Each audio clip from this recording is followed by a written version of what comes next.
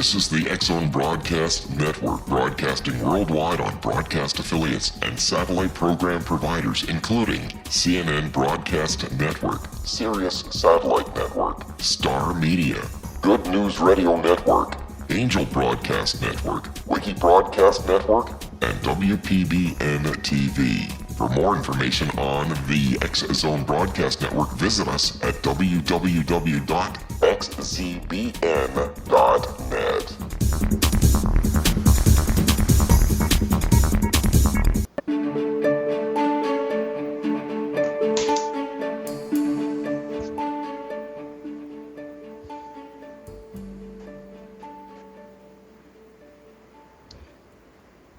Hi, welcome to another edition of Kal's Corner here on the X-Zone Radio Broadcast Network. My name is Kal Korff, and I'm your host. And our executive producer, of course, is the one and only Rob McConnell. Welcome to tonight's show.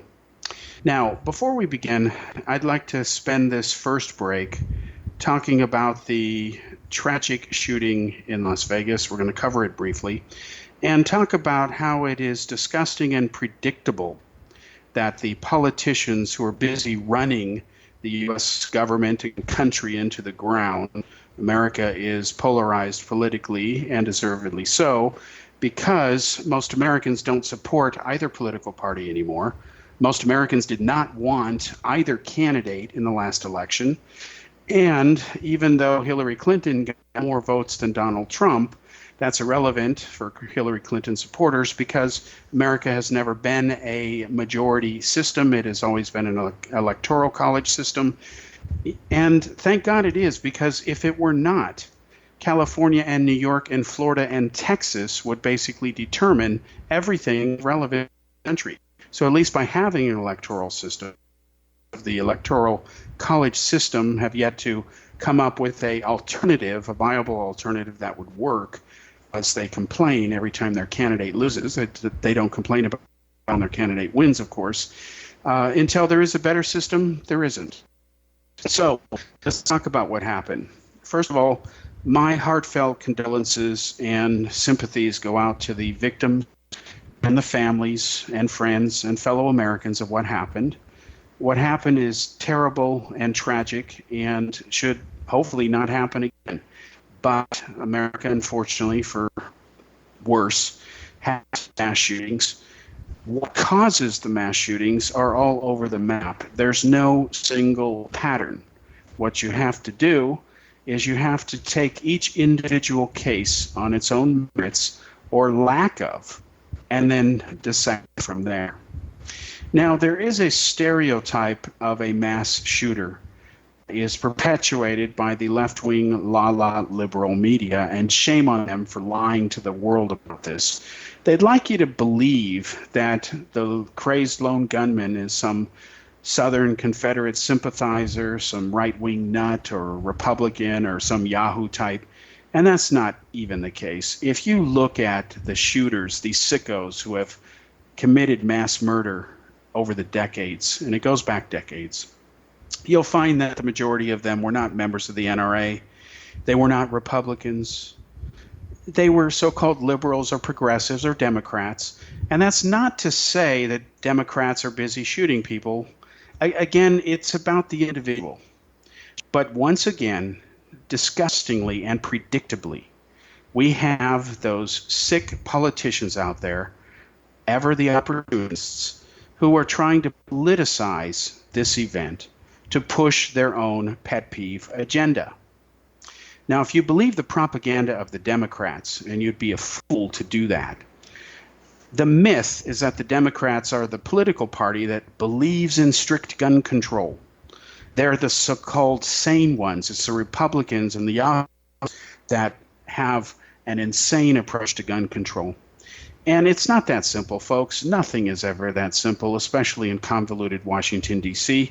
I'll be honest with you. I actually hoped that since marijuana is now legal in Washington, D.C., I hoped that that would actually improve the performance of our legislators. So either they're not smoking pot, and they should, or It just doesn't matter. They're eternally sick, and the answer is to have a viable third-party system, because both parties, the Republicans and the Democrats, let's be brutally blunt about this, have failed the American people.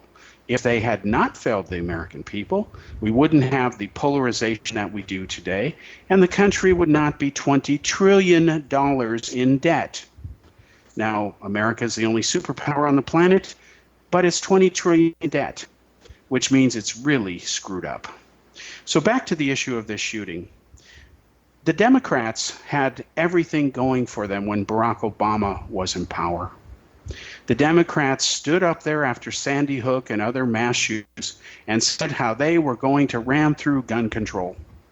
And then what did the Democrats do after they finished their spotlight sound?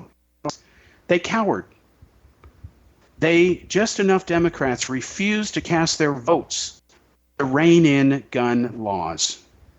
So I don't respect somebody who sits there and beats their chest and says, I'm going to do this, we need to do this, blah, blah, blah. And then they turn around and do nothing when it comes time to vote because they're more concerned about getting elected or reelected in the case of the Democrats than doing what's right. This is the kind of game, that sick game that the Democrats have played. Now, I must tell you, I'm not a Democrat. I don't support them. I stopped supporting them in the 1990s during the second tenure of Bill Clinton's two-term in office. And I've never been a Republican. So I don't support either party. Instead, if I support a politician, it's on a case-to-case basis. That's it. We'll be back in a moment after this commercial break.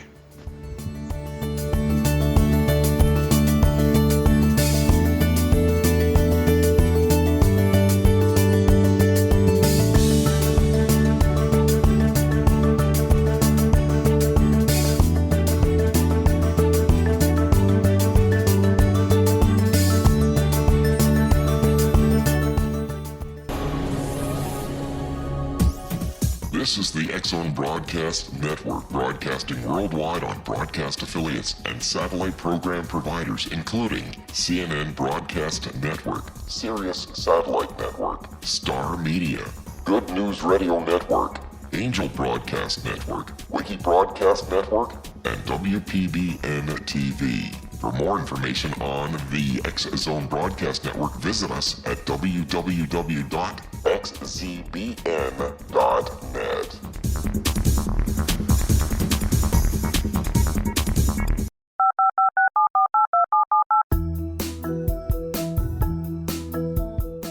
Did you know that when you're on the road with limited data or Wi-Fi, you can still listen to the X-Zone Radio Show with Rob McConnell, The Science of Magic with Gwilda Wiyaka, X-1, Dimension X, Space Patrol, and every minute of the X-Zone Broadcast Network by calling 213-401-0080, courtesy of Audio Now.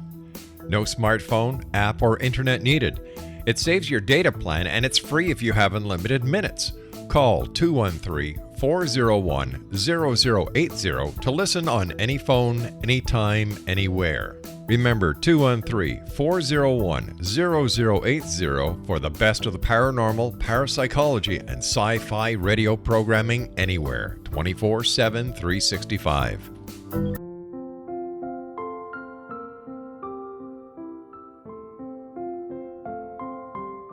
I am Dr. Carl O'Helvey, founder, president of a new cancer foundation focusing on evidence-based physical, mental, and spiritual interventions, including natural cancer cures, prayer, meditation, affirmations, nutrition, and other related holistic cancer prevention and cure modalities. These are used in cancer education, research, and financing care.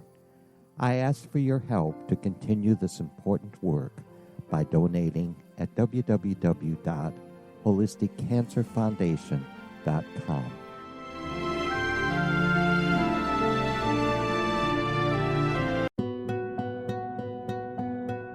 Is it science or is it magic? Once a magical thing has been scientifically proven, is it no longer magic? Or is magic simply the science of tomorrow? Join me, Gwilda Wiyaka, on The Science of Magic, a a syndicated radio program dedicated to combining the science and magic of today's dynamic and controversial topics to co-create new solutions. By triangulating information from today's leading experts from the scientific and magical fields, we uncover expansive and evolutionary truths you won't find anywhere else. Join us daily on the X Zone Broadcast Network, xzbn.net, as I interview the share thoughts with the amazing guests from both science and magic. The resulting knowledge is unprecedented. As a gift to you, the listener, past episodes can be accessed on our website free of charge at thescienceofmagic.net.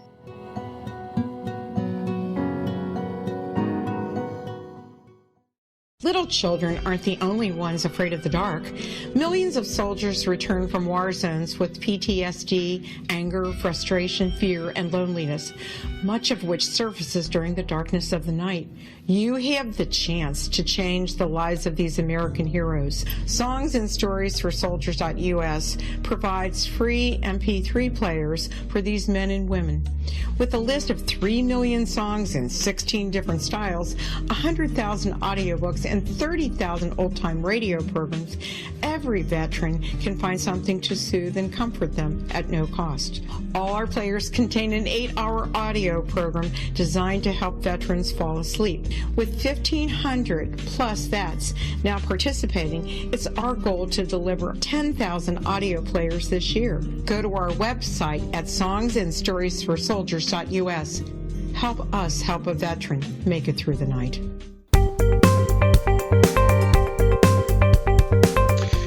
Welcome back to segment 2 of the Kal's Corner radio show here on the X Zone Radio Broadcast Network. Our host, or rather our executive producer, is the legendary Rob McConnell. My name is Kal Korff, and I'm your host. So as we were talking about the Republicans and the Democrats, every time there is a mass shooting, you can count on one thing. Place a bet in Las Vegas, ironically, if you want to win some money in a morbid cause. There will be politicians who will try to politicize what has happened. They'll sit there and cry crocodile tears. They don't really care about the issue of what happened. They care about furthering an agenda. In the case of the Democrats, a lot of them want to take your weapons away. That's a fact.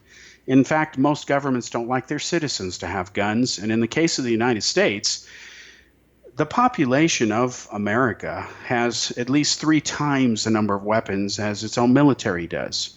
Depending on where you go, as many as 90% of the people are armed. So you have politicians who like to politicize things, and every time there's a mass shooting, gun control comes to the front. Now, on the other hand, you have Yahoo types, or whatever types you want to call them. I just call them unreasonable people, who don't want any restrictions on gun control, and that's wrong. But let's put some things in perspective here. First of all, the issue is not the guns, okay? Think about the logic here and pull the emotion out of this problem. And I've reported on this many, many times, and I'm not the only one to hold this view. I don't even claim that what I'm about to tell you is original. It's just my opinion, and I think I can defend it logically and factually. Guns don't kill people. People use guns to kill people. In Great Britain, where there are very tight, strict gun control laws, they use knives. So when somebody wants to kill somebody, they find a way to get it done. Now, guns make it easy because it was a big technological breakthrough a long time ago. And of course, a nuclear bomb makes it as easy as it gets, and you can kill many people. You can wipe out the whole planet. So when somebody tells you guns kill people, I feel like slapping them, and I'm not a violent person, because guns don't kill people. That kind of argument is plain stupid. And I'll tell you why. It takes the responsibility away from the guilty party. Now, let's say somebody robs a bank. Is it the bank's fault? No. It's the guy who robbed the bank. If somebody hits somebody, just attacks them and beats them up, is it the victim's fault? No. It's the guy who hit him. But yet when it comes to guns, it's not the gun's fault. They always say it's the gun's fault, not the person's fault, as if there's no responsibility there at all. And that is what I call the retarded liberal law media's approach and the Democrats' approach to this subject. they start off with a whole faulty promise that the gun is the fault. It's not. It's the people. Now let's talk about people. Let's talk about something that the gun control advocates totally ignore, and they're Democrats. Chicago. The city of Chicago has been the murder capital of the United States for many years now. There's nothing to be proud of that. The nation as a whole should be ashamed, and the people who have run Chicago into the ground, and guess what party controls that? The Democrats. They should be ashamed. In fact, they should all resign and find someone who can get the job done right. Now, if you look at the fact that Chicago is the murder capital of the entire country for many years running, look at the specifics of those shootings. They're not mass shootings except in the total number. It's one person killed here, maybe 10 here over a weekend. It's blacks killing blacks. It's not Yahoo, white, racist, supremacist, Republicans, Confederate flag-waving Yahoo types killing anybody. It's brothers killing brothers, as the blacks like to call themselves, bro on bro, black on black. But do you see any Democrats out there saying we have to stop this? No, they don't talk about that because they don't want to explain why it is that blacks are killing blacks. Because it gets a little dicey there, and you can be accused of being a racist, just like people have accused supporters or critics of Barack Obama for being racist if they dare to criticize, even when they're right, what he's done. So in Chicago, where most people are being killed by handguns, which are illegally purchased, so laws don't matter, and Chicago has very strict gun control laws, but they don't matter. Criminals find ways to get around the laws because they don't care to respect and obey the laws. They're criminals, duh, hello. It's blacks killing blacks using pistols that are bought on the illegal black market, as they call it.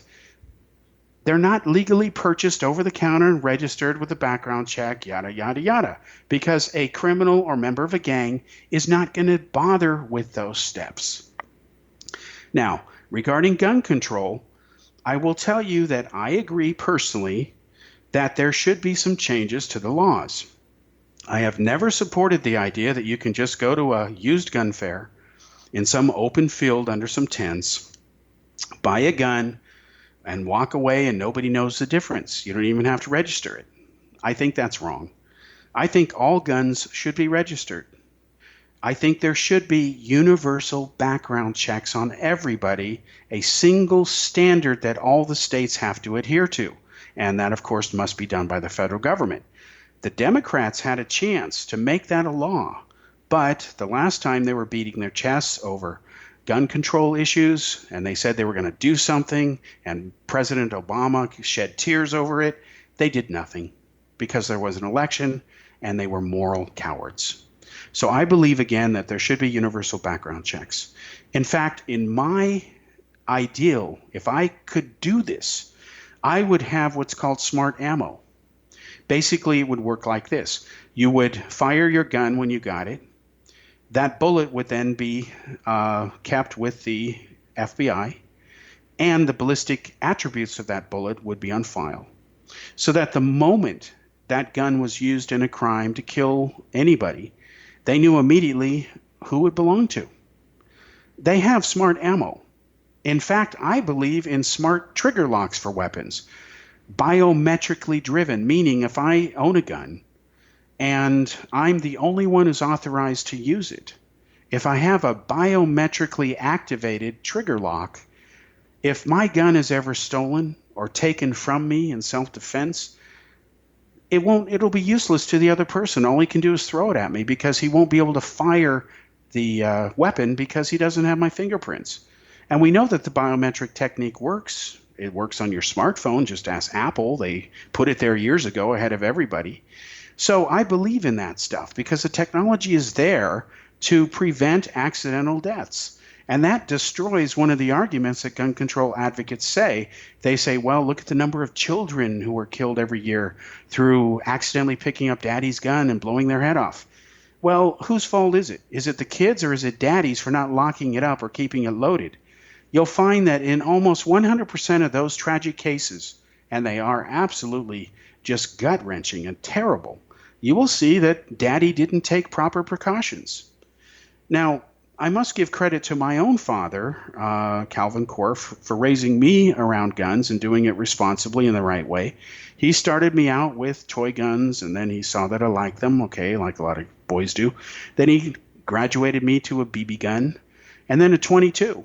And I remember I was so excited to get a 22 when I was 16 years old. And then I was disappointed. I said, Dad, this is a single shot. Why can't I have, semi-automatic? He said, no, you learn a single bolt action first. And then if you like that, you can later on your own get something more powerful. And I've owned guns off and on here and there. It depends on where I've lived and under what circumstances. And I don't mind guns. I actually like them, okay? But I don't believe that somebody has to have a bazooka for home defense. I don't agree with that. I don't believe in the unregulated market for guns. I believe, again, that guns should have a universal background check program. We should have biometric locks on them so that kids cannot grab them, or bad guys, the wrong people, and accidentally or deliberately shoot others with it. I believe that people should be trained on a regular basis to shoot their guns. In some countries, like the Czech Republic, in order to buy a pistol, you have to take it apart in front of the instructor and put it back together. That most people don't even know how to do who own a pistol. And you have to prove that you can shoot straight and that you know how to shoot. I think that's a responsible approach. Just like if you're going to get a driver's license for a car, you have to pass a test to prove you can drive it first. Hello? Same with flying an airplane. A gun is no different, because we're talking about something that can kill another human being or an animal or whatever. It is a weapon, no doubt about it. And I don't support hunting, for example. If I want food, I'd rather buy it from a store. I've just never enjoyed killing animals. If those people like to hunt, fine, to each their own. So those are my views on it. I think they're not far right. I think they're not far right left. I think they're hopefully grounded in logic. I think I can defend them. Who wouldn't want a biometric lock to keep your gun safe and you safe and your children safe? My God, if you have it on your iPhone so that nobody uses your phone but you, why wouldn't you want it on a gun? To me, it just makes common sense. And that is what is lacking in this circus debate of here we go again with another mass shooting, a politicizing of it. And let's be honest, the media, who hates Donald Trump anyway, even when he's right, there was an analysis published yesterday that only 5% of the media coverage of him has been positive lately. That's not an accident. That's a deliberate conspiracy. And I'm not a pro-conspiracy type by default. I tend to be very skeptical of conspiracies. I've exposed many false conspiracies, like Kennedy's murder and the Roswell cover-up and MJ-12 and all this other nonsense. So here the media, which is pro-gun control, is itching to find anything to criticize Trump over, even when he's right. And now they've been handed a free gift from this tragedy and mass shooting. And shame on anybody, regardless of who it is, for trying to politicize a tragedy like this. Now, speaking of shame on somebody, let's talk about Puerto Rico real quick, and then we'll do it before the break and then after the break. We have the mayor of the capital city of Puerto Rico, San Juan. She criticized Donald Trump for not doing enough to help her. And she said there wasn't any U.S. aid coming in, even though she made that remark standing in front of pallets and pallets of aid from the United States. You can't make this stuff up. Well, it turns out that she's a big donor to Hillary Clinton, surprise, and of course a hardcore Democrat. And now that Trump is there with the First Lady in Puerto Rico, she's suddenly la kissy kissy, and she's going to attend his event and, bask in his glory. That's the very definition of hypocrisy. What she should have done is what Trump said, and that is focus on local efforts to help better. It is not Trump's fault. It's not America's fault that Puerto Rico remains a backward state. They've been in a recession for 10 years. They've declared bankruptcy, and then a hurricane hits them, and they're located in an area where a hurricane strikes about once every 4.3 years, if you do the math on its past history. So Puerto Rico is a failed state. They want to join the United States to get free money, and of course the Democrats want them to join because they'll get a lot more voters. So those are the nasty politics behind what has been a disaster. Puerto Rico couldn't handle a hurricane even if it were located in an area that were safe from them. Again, it is a failed state, and this disaster has driven home its failures. Its infrastructure has rotted because they've deliberately ignored the problem. Nobody caused Puerto Rico's problems except itself, but that's Puerto Rico. Okay, we will come back in a moment after this station break here on Cal's Corner here on the X Zone Radio Broadcast Network. My name is Kal Korff, and I'm your host.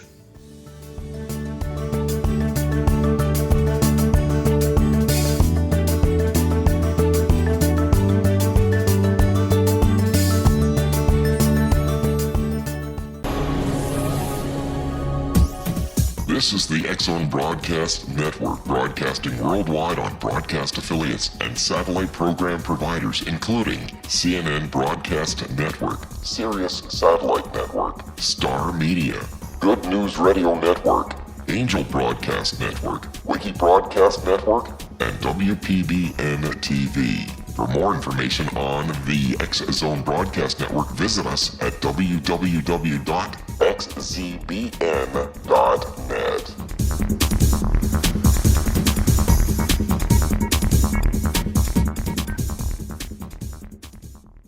How would you like to be able to read other people's minds? Well, the next best thing is here. When you know how to read a person's name, you know how the person thinks, feels, and behaves. Each letter in our name holds a key to unlock our true essence. Our name contains both our gifts and challenges in this lifetime.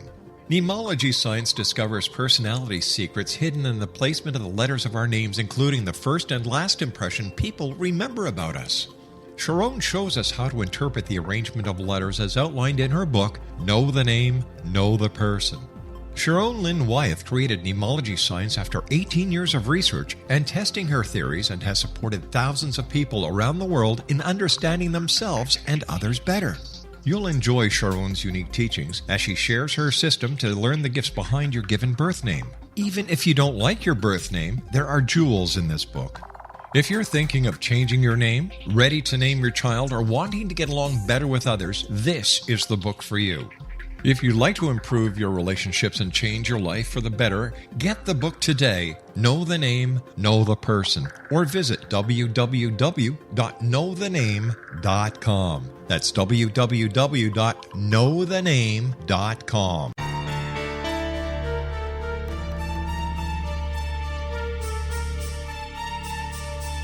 Hello, I'm Justina Marsh, and with my dad Pete, we are going to present a new show called Too Good to Be True. Together, we are aiming to discover more truths about this world and beyond. Do you have unanswered questions about the world? Do you ever wonder about aliens, conspiracy theories, or the universe? There are many shows discussing subjects such as pyramids or UFOs, but we want to relay this information based on our own research, including from spiritual means. Hopefully, listeners will be helped with their own beliefs and will appreciate the psychic insights that add to the previous research and information. We both look forward to sharing this insight and beginning this journey with our listeners. Visit xzbn.net for more information about when to listen.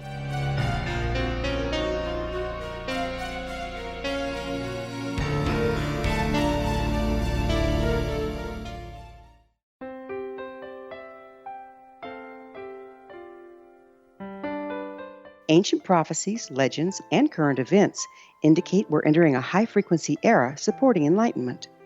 During expansive times, old rules fail, necessitating access to the ever-shifting currents of life for guidance. There's an ancient form of shamanism through which we can obtain the information we need. I'm Gwilda Wiyaka, founder and director of Path Home Shamanic Art School, with a great new provision for those interested in spiritual evolution and personal empowerment. Galactic Shamanism, Art of the Ancients, Key to Tomorrow, is an upcoming series of leading-edge online affordable classes designed to guide and support you and your family during these times of transition. Embrace the magic. Empower your life. Study Galactic Shamanism at findyourpathhome.com.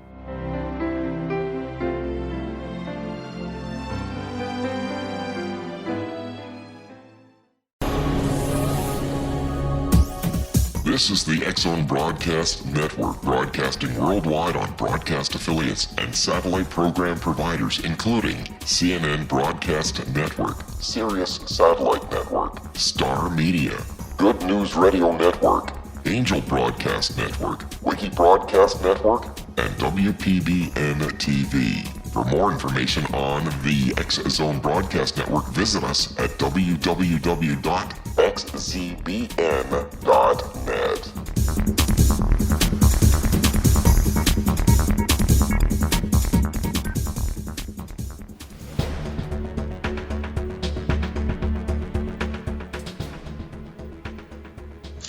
Welcome back to segment 3 here on Kal's Corner radio show here on the X-Zone Broadcast Network. Again, the executive producer is Rob McConnell. I'm Kal Korff, and I'm your host.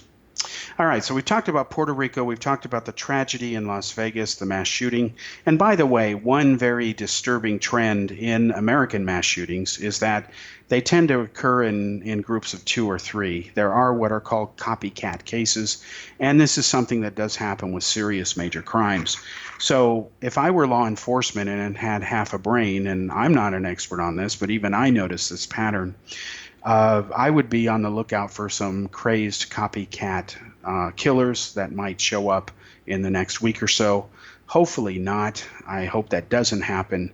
But what I also hope is that our beloved government does the responsible thing, but there's no credible evidence that they will, because, to be blunt, they're Democrats and Republicans. When you can expect them to do the right thing and they start doing the right thing, maybe one day their approval rate will be higher than 13%. And that's at its highest. Before the election, it was down to 7%. That's disgraceful. Okay, let's switch subjects now and talk about something that I have started to talk about in the past week or two, and there's a reason for it. The subject is called Agenda 21. Now, I want to stress to you again that I am not the type of individual who is predisposed towards believing in conspiracies. In fact, I believe with a lot of these wild claims that you have to follow a simple piece of logic called trust but verify. I also believe in the maxim that what is necessary is always wise. Even if we may not like to do it, if it's necessary, it is the wise thing to do. So what I'd like you to do after you hear this show is please Google, search on the internet, Agenda 21. When you do that, you will find some very horrifying things that absolutely explain the craziness and stupidity and the power grab that the United Nations has been getting away with for a couple of decades now, despite the coming and going of various presidential administrations in the U.S. In fact, you'll find that Agenda 21 became legitimized, for lack of a better term, or got a full head of steam during the presidency of Bill Clinton, when Al Gore was vice president, because Al Gore is a key contributor to the Agenda 21 doctrine and document. Now, what is Agenda 21? Well, it's thousands and thousands of pages of a blueprint for one world government. That is, the United Nations wants to take over key parts of what are the duties of autonomous nations around the world, so that we have a big superstate, a global single power that pretty much tells you what to do, and of course takes away some of your individual liberties and freedoms. Now, I would argue, before getting into some specifics here to prove what I'm saying, so that you know this is not left-wing, crazy, stupid conspiracy nut stuff, I would argue that it's possible for liberties and freedom to be preserved and maintained while advancing the human race. The first objective I have to not Area 21, but Agenda 21, is that it is one world government, all or nothing, take it or leave it. We know what's better for you, and trust us, even though we're taking away some of your liberties, many of your liberties, let's all just suck up and agree to this. Now, the proposed takeover of Agenda 21 of what would be the individual rights and duties of states, sovereign states presently, would make any communist, hardcore communist, let's say Marx or Mao proud, because this document goes way beyond even what they imagined. And its chief architect is a man who passed away last 2 years ago. He was a Canadian named Maurice Strong. He was a good friend of the previous prime minister earlier, Mr. Trudeau. The current prime minister, of course, in Canada is his son. His father was a good friend of Maurice Strong's, and Maurice Strong, of course, has been a partner and a good friend of Al Gore. So what happened is, at the Rio summit, this was a couple of decades ago, the United Nations put forth a blueprint to basically use their influence and a bunch of money from the West to shift it to Asia, Communist China and India, to mention two specific countries, because they saw that based on population dynamics alone, plus globalization and outsourcing from the West to the East in Asia, that this would be the big growth space. And Maurice Strong himself is an avowed socialist. His relative, who was an inspiration to him, Anna Strong, you can Google her, please do. Her name is Anna Strong. You will see that she was a hardcore communist who knew Joseph Stalin personally. She also knew Chairman Mao personally. There are rumors that they were even involved romantically, because Mao had a lot of mistresses, like many good communist leaders do. And she was a hardcore apologist who furthered Soviet propaganda. She even accompanied the Red Army as they, quote, liberated Poland and Germany. And of course, she omitted the fact that when the Red Army swept back into Poland on its march to Germany, that they killed thousands of people who might pose a threat to them, because they knew they would take over Poland and never let it go. And of course, as the Red Army was going into Germany, where they just committed atrocities against German women especially, there were hundreds of thousands of abortions in the first couple of years after the war ended because of mass rape, which was a former institutionalized program that the Russians, and with Stalin's approval, had unleashed on the German people. Anna Strong was all there, and of course she doesn't mention any of that, even though she witnessed a lot of this, because she was a hardcore apologist, communist, and socialist who was an American, and a lot of her books were published later out of Seattle. So when Maurice Strong was growing up, he found inspiration from her. He later partnered with her brother Tracy when he became a big shot in the YMCA. And if you look up Maurice Strong, and please do, again, his first name is Maurice, and then last name Strong, Strong. Here's a man who was born into poverty during the Great Depression. His father had lost his job. His mother ended up in an insane asylum because of the hardships. And by getting to know the Rockefellers, and by doing people at the UN as it was starting a favor, he ended up being probably its most powerful bureaucrat. And he had his hands in every pie you can imagine. If you look at the number of titles he got, the number of honorary doctorates and degrees, you can see that there was a pattern in his behavior. He would basically start up some private enterprise that allowed him to function and take advantage of and exploit and financially embezzle any company or bureaucratic connection it had to it. He was involved in several companies that went ahead and went bankrupt, and of course he was able to sell a stock before that. All of this is available in the public record. I write about it in my new book, which exposes the false climate change claims of Al Gore. It's a couple hundred pages in length, and the entire court documents nailing Maurice Strong are in there, as well as an expose of him. That's why I can talk about some of this material. So you have heard, and there's a reason I'm mentioning all this background info. You have heard conspiracy nuts. We're talking hardcore, delusional conspiracy nuts talk about the Illuminati and one world order and the Rothschilds and the Rockefellers taking over everything.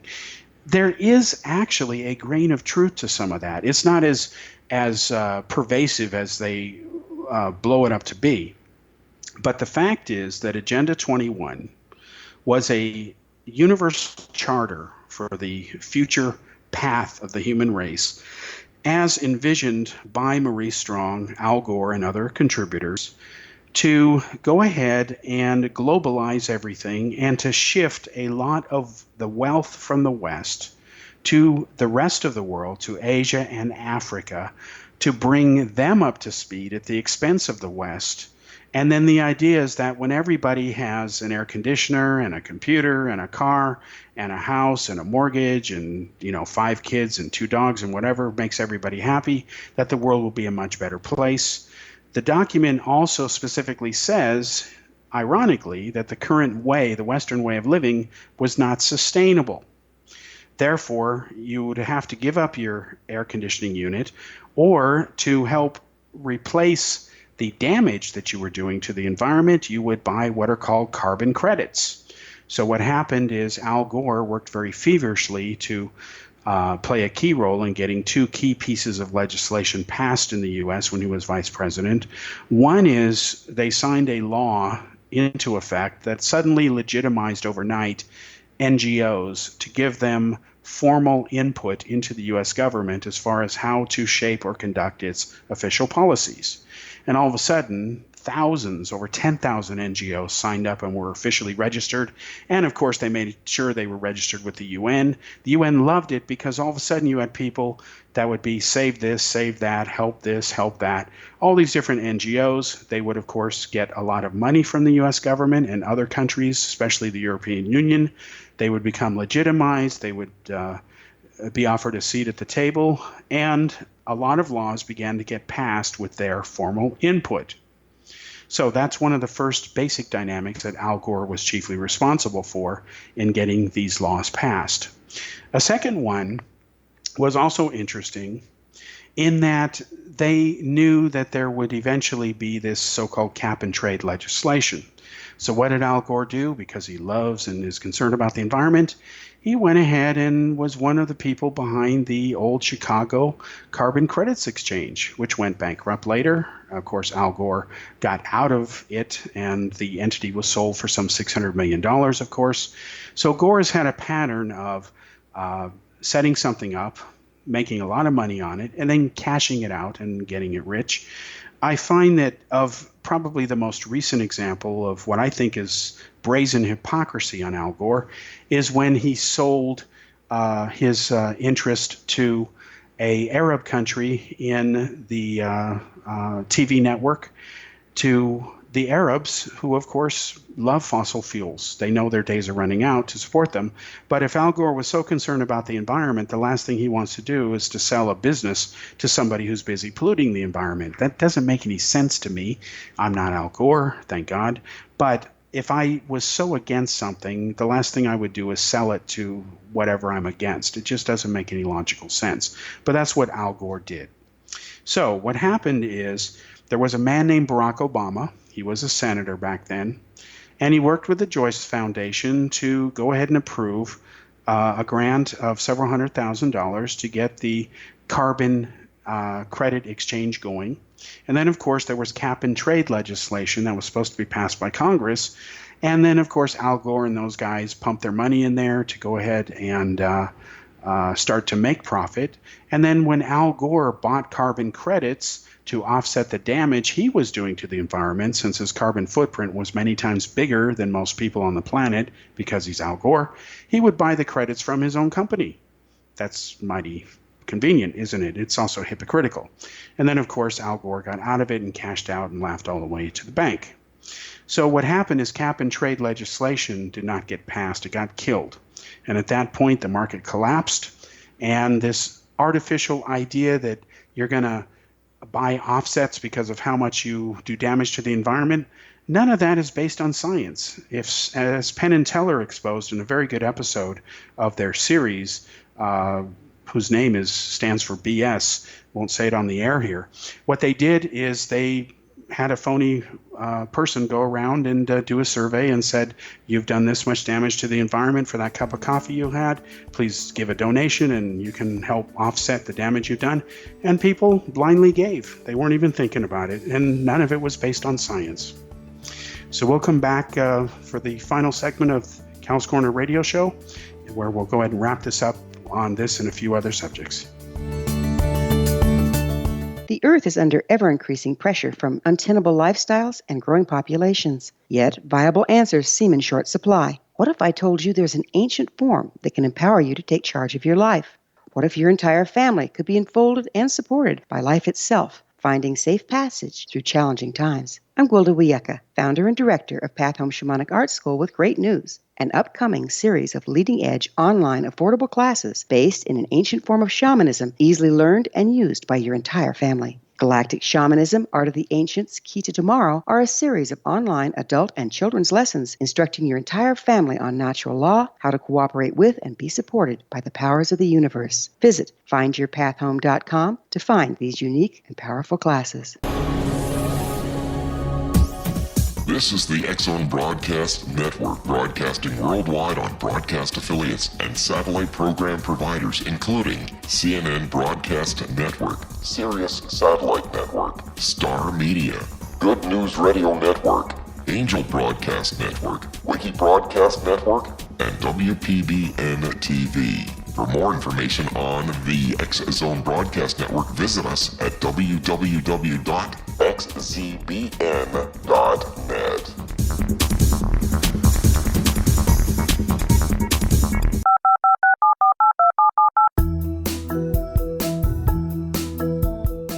Did you know that when you're on the road with limited data or Wi-Fi, you can still listen to the X-Zone Radio Show with Rob McConnell, The Science of Magic with Gwilda Wiyaka, X-1, Dimension X, Space Patrol, and every minute of the X-Zone Broadcast Network by calling 213-401-0080, courtesy of Audio Now. No smartphone, app, or internet needed. It saves your data plan, and it's free if you have unlimited minutes. Call 213-401-0080 to listen on any phone, anytime, anywhere. Remember 213-401-0080 for the best of the paranormal, parapsychology, and sci-fi radio programming anywhere, 24/7, 365.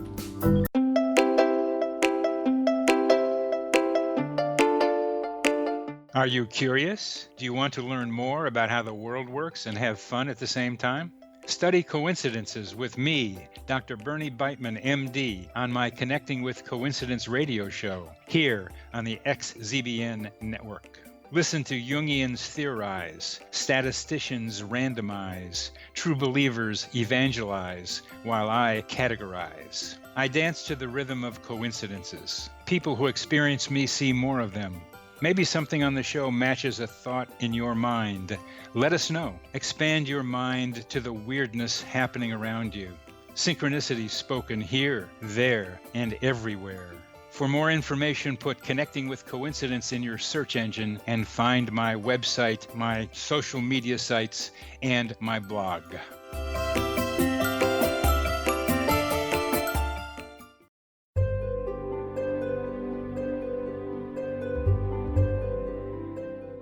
What is truth? Historically, we viewed things as either being true or false. Now, as we enter a more expansive era, we find the question is not, is it true, but rather, how true is it?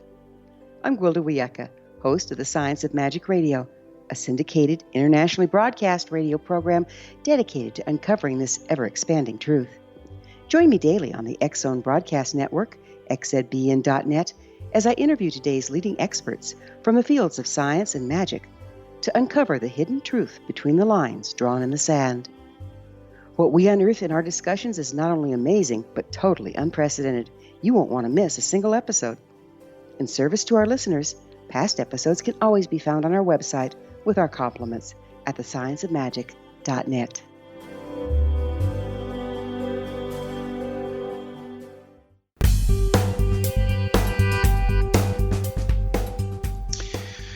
Welcome to the last segment for this episode of Kal's Corner radio show here on the X-Zone Broadcast Network. My name is Kal Korff. I am your host, and of course our executive producer in Canada is the legendary one and only Rob McConnell. By the way, I want to congratulate Rob on an incredible achievement he has made. He has managed to get his pet dog, an adorable 6-year-old dog, that's my understanding of it, to earn 2 basic pieces of paper. One is the dog has just earned a PhD, which is fascinating. And secondly, the dog has become an ordained minister, that's my understanding, with the Universal Life Church. So congratulations. I'm sure many pet owners are jealous, and Rob can explain why he did what he did, but obviously he has an overachiever pet. And if you can have that in life, that's great. But the message here, I think, and I think Rob would agree, is that this shows how stupid some things are out there. But unfortunately, they're rampant. But I'll let Rob talk about it. But I got the message from him earlier today, and now I'm proud to say that I have a friend who has a dog that is highly educated and has 2 degrees more than I do. Okay, let's try to wrap this up here. All right, so again, we've talked about Al Gore. I want you to please Google Agenda 21 and look at the details of how it basically wants to control your life and the lives of everyone on the planet. It wants to create a super state. There are even parts of this document that talk about getting rid of the police and military so that the United Nations can fight all your battles for you. Now, if that doesn't make people feel nauseous, I don't know what does. So what happened is Maurice Strong died in 2015. He was forced to resign from the Iraqi Oil for Food program because he had received a check for nearly $1 million after first denying that he had ever saw it. But then they pointed out on court that his signature was on the back of it, and that was made out to him. And then he said he didn't know that the money had come from Saddam Hussein. Yeah, right. Well, he was buddies and business partners with Tong Sung Park, who was a criminal. And of course, he was indicted for embezzling money and illegal activities concerning the Iraqi Oil for Food program and other scams over the years. Mr. Strong, because he loves humanity and cares about it, also helped North Korea further its rogue nuclear weapons program, which, not coincidentally, while Mr. Strong had his hands in that pie, North Korea became a nuclear power. Now, Mr. Strong, after he resigned from the United Nations, he went ahead and, not coincidentally, he claims it was a coincidence, went ahead and moved and left to Beijing, China, where he, of course, had many connections, and he was involved very much so in helping the Communist Chinese government take advantage of carbon offsets. And that, of course, gave the Communist Chinese Party countless millions of dollars, exploiting what was always a fraud at that time. And then before the whole market collapsed, China laughed all the way to the bank.